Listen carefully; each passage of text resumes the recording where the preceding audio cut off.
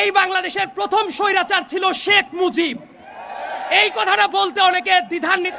এই যে এত চেতনার কথা বলে, মুক্তিযুদ্ধের চেতনা, অমক চেতনা, তমক চেতনা, মুক্তিযোদ্ধাদের পরে কি শেখ হাসিনা সিম্প্যাথি দেখিয়েছে? কখনো কখনো দেখায় নাই। তার কারণ আপনাদের মনে থাকার কথা, এই ঢাকার মেয়র ছিল সাদেক হোসেন খোকা সাহেব, একজন গেরিলা যোদ্ধা, যার রক্তের ওপর দিয়ে বাংলাদেশ স্বাধীন হয়েছে। সেই সাদেক হোসেন খোকাকে স্বাধীন বাংলাদেশে এসে মরার সুযোগ দেয় নাই ওই স্বৈরাচারী শেখ হাসিনা। এবং সামনের দিনে আমাদের একটা চ্যালেঞ্জ আছে যে জাতিগতভাবে আমরা ঐক্যটা ধরে রাখতে পারি কিনা। তবে এই জায়গায় এসে আমি একটা ব্যাপার সুনিশ্চিত, সামনে বাংলাদেশে এক থাকবেই। এই জায়গায় দাড়ি টুপিওয়ালা মানুষ আছেন, শার্ট প্যান্ট পরা মানুষ আছেন, নারী পুরুষ সবাই আছে, বাংলাদেশের পতাকাটাও আছে। এই ঐক্যটা ধরে রাখা দরকার। সবাই থাকবে এই বাংলাদেশে, সবাই রাজনীতি করতে পারবে।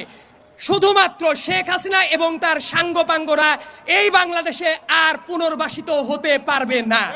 এই ব্যাপারটা নিশ্চিত করা আমাদের অত্যন্ত জরুরি এবং এই ব্যাপারটা নিশ্চিত করা আমাদের সবার পবিত্র আমানত।